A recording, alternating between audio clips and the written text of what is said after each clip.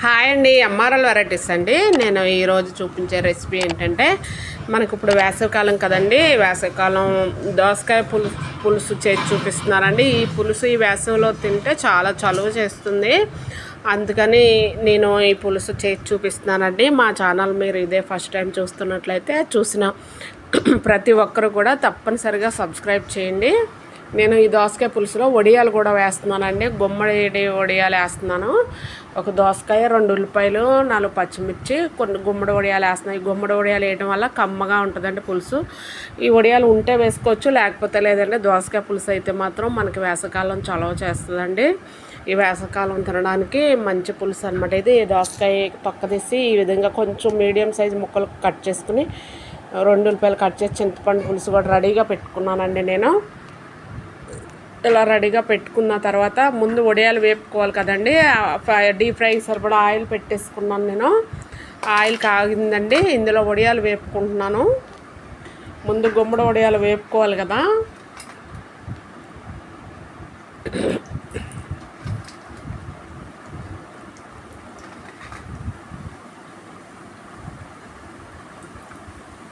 ఈ వడియాల వల్ల పులుసుకి చాలా కమ్మదనం వస్తుందండి.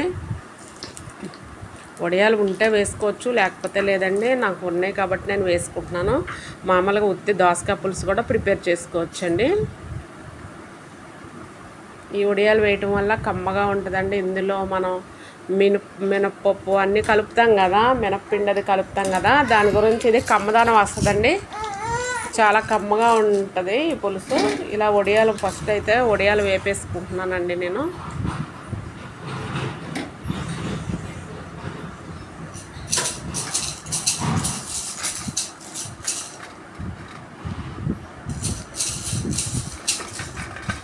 మనకి పులుసులో ఈ వడియాలు ఉడికి మనం రైస్లో నలుపుకుని తింటే ఈ వడియం పులుసులో వడియం కదండి, చాలా టేస్ట్ బాగుంటుందండి. చాలా చాలా బాగుంటుంది. సూపర్ టేస్ట్ ఉంటుందండి ఈ వడియం మనకి పులుసులో నంచుకుని తినడం వల్ల. మనకు ఆల్రెడీ దోసకాయ పులుసు అంటే చలవ చేస్తుంది. ఈ వడియాలు కూడా వేయడం వల్ల పులుసు చాలా కమ్మగా ఉంటుందండి, చక్కగా ఉంటుంది. మామూలుగా ఈ పప్పు చారులోకి నంచుకుని తినే వడియాలేనండి నేను పులుసులో వేస్తాను. ఇలాగా సపరేట్గా కూడా పెట్టుకుంటారు. ఓన్లీ పులుసు వడియాలు ఆ విధంగా కూడా పెట్టుకోవచ్చు. కానీ నేను ఇంకా ఇలా పప్పు చారులోను తినే వడియాలే ఎప్పుడు ఇలా పులుసులో వేస్తూ ఉంటాను నేను. అయినా ఇవి కూడా చాలా బాగుంటాయండి. మనం చక్కగా రైస్లో నలుపుకుని తింటే సూపర్ టేస్ట్ ఉంటాయి ఇవి. నేను ఎప్పుడు వంకాయలోను ఇలా దోసకాయలోను నేను ఇవే వేస్తూ ఉంటాను వేపి.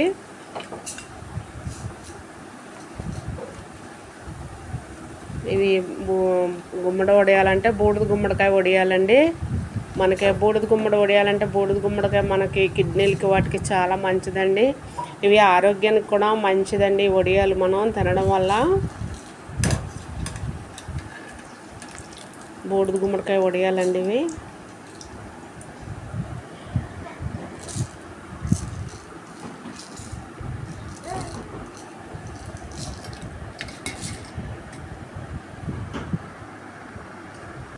ఈ వడియాలు వేపుకున్నానండి, అన్నీ రెడీ అయిపోయినాయి. ఇప్పుడు పులుసు వేసేస్తున్నానండి పొయ్యి మీద.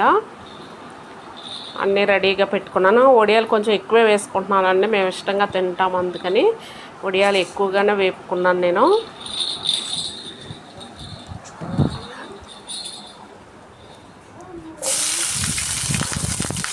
ఫ్రైకి సరిపడగా అదే పులుసుకి సరిపడగా ఆయిల్ వేసేసుకున్నానండి నేను. ఆయిల్ వేసేసుకుని దీనిలో ఉల్లిపాయ పచ్చిమిర్చి వేసేసానండి. మగ్గనిద్దామండి ఉల్లిపాయ పచ్చిమిర్చి.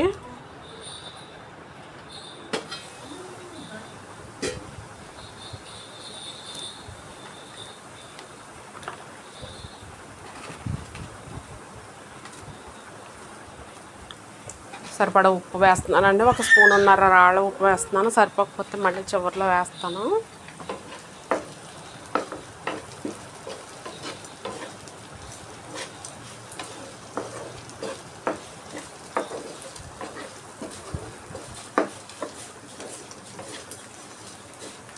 ఉల్లిపాయ ముక్కలు బాగా మగ్గితే బాగుంటుందండి పులుసు.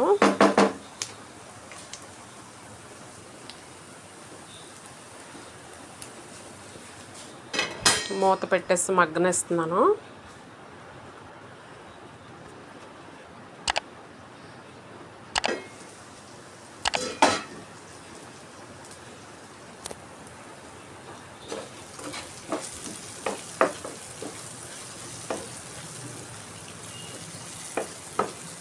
చాలా వరకు మగ్గాయండి ఉల్లిపాయ ముక్కలు.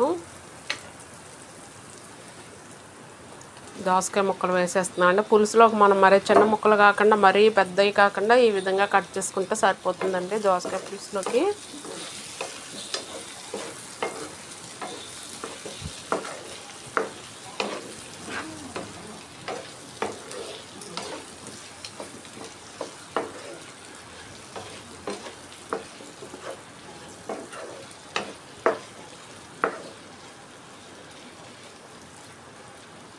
మూత పెట్టేసి మగ్గనిస్తానండి.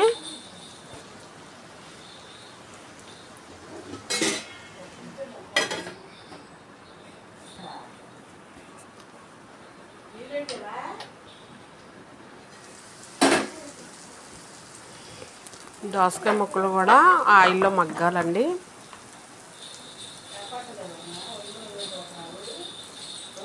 నేను ఒక 2 స్పూన్లర కారం అయితే వేస్తున్నానండి. పులుసులోకి కొంచెం కారం ఎక్కువే పడుతుందండి. ఆల్రెడీ పచ్చిమిర్చి వేసిన పులుపు కదా, కొంచెం కారం పడుతుంది. ఉప్పు కారం కొంచెం పడతాయి. ఒక 1/2 స్పూన్ పసుపు వేసానండి.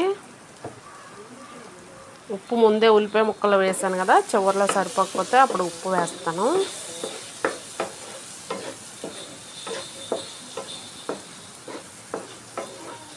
బాగా ముక్కలకు పట్టుకొని ఫ్రై అవనివ్వాలి. మనం పసుపును కారం వేసాక కొంచెం మగ్గనివ్వాలండి. ఆయిల్లో మగ్గితే బాగుంటుంది, ముక్కలకు బాగా పట్టుకుంటుందండి. ఆయిల్లో కొంచెం వేగనివ్వాలి. ఆయిల్లో మగ్గితే బాగుంటుందండి.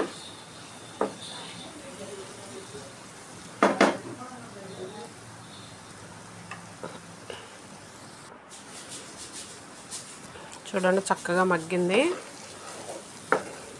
ఈ విధంగా పట్టుకోవాలండి ముక్కల్ని.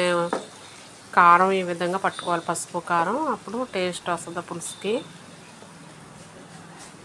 చింతపండు పులుసు పోసేస్తున్నానండి. పులుసు ఎప్పుడు పలుచగా పోసుకోవాలండి, మరీ చిక్కగా ఉంటే బాగుండదు. ఇంకా కొన్ని వాటర్ పోస్తున్నాను నేను ఇందులో.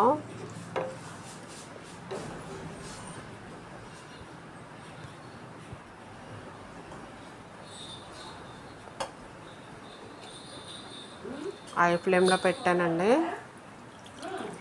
ఇప్పుడు వరకు సిమ్లోనే ఉందండి. ఇప్పుడే మంట పెంచాను, నేను హై ఫ్లేమ్లో పెట్టాను.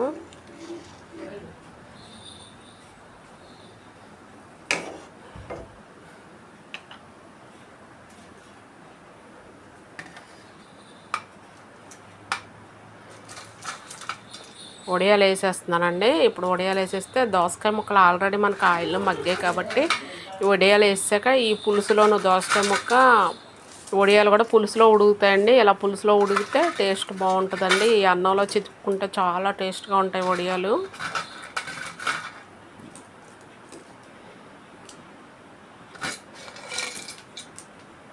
సూపర్ టేస్ట్ ఉంటుందండి పులుసు.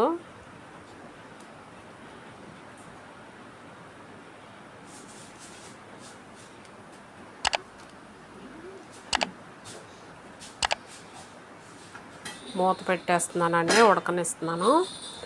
మంట అయితే హై ఫ్లేమ్లోనే ఉంది. బాగా ఉడికాక అప్పుడు సిమ్లో పెడతానండి, స్లోగా ఉడుకుతుంది.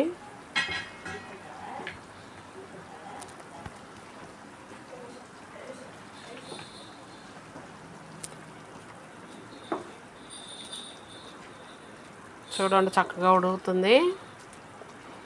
మంట తగ్గించానండి, ఇప్పుడు సిమ్లో పెట్టాను. స్లోగా కుక్ అవుతుందని. ఆల్రెడీ ఉడికిపోయింది. బెల్లం వేసేస్తున్నానండి. బెల్లం ఆప్షనల్ అండి, తినేవాళ్ళు వేసుకోవచ్చు, అక్కర్లేని వాళ్ళు మానేయచ్చు. మేము పులుసులో బెల్లం తింటాం కాబట్టి నేను వేసాను. ఒక 4 స్పూన్లు బెల్లం కూడా వేసానండి.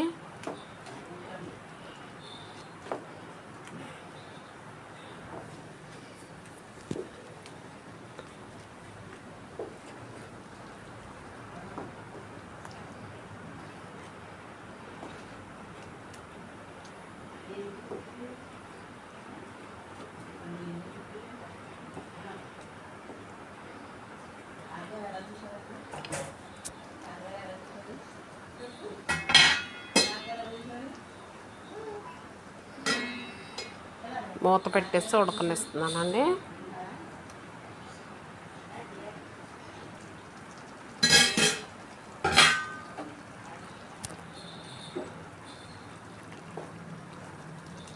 చూడండి ఉడికిపోయింది చాలా వరకును.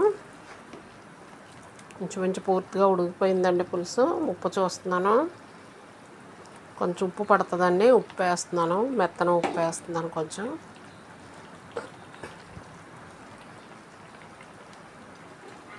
సిమ్లోనే ఉడుకుతుందండి. ఇప్పుడు కొంచెం కొత్తిమీర కూడా వేస్తానండి.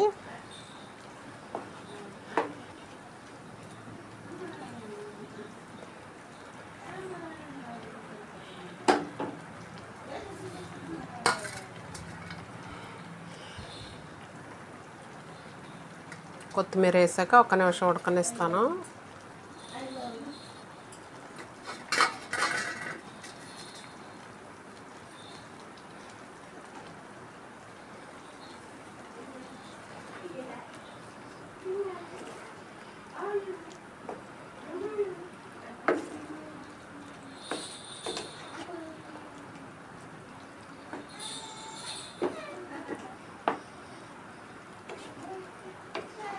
కొత్తిమీర వేసాక 1 నిమిషం ఉడకనిచ్చి దింపేస్తానండి.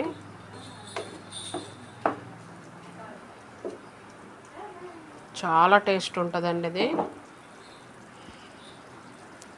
పులుసు చాలా బాగుంటుంది. వడియాలు లేకపోతే మామూలు దోసకాయ పులుసు కూడా ఈ విధంగా పెట్టుకుంటే సరిపోతుందండి. చూడండి రెడీ అయిపోయింది పులుసు. సూపర్ టేస్ట్ ఉంటుందండి. చాలా బాగుంటుంది. చక్కగా రెడీ అయిపోయింది చూడండి. దోసకాయ ముక్క కూడా పర్ఫెక్ట్గా ఉడికిపోయిందండి. వడియాలు ఉడికినాయి, దోసకాయ ముక్కలు కూడా ఉడికినాయండి. ఉప్పు, కారం, పులుపు అన్నీ సరిపడగా ఉన్నాయి. సూపర్ టేస్ట్ ఉంటుంది. మా ఛానల్ అందరూ కూడా తప్పనిసరిగా సబ్స్క్రైబ్ చేయండి.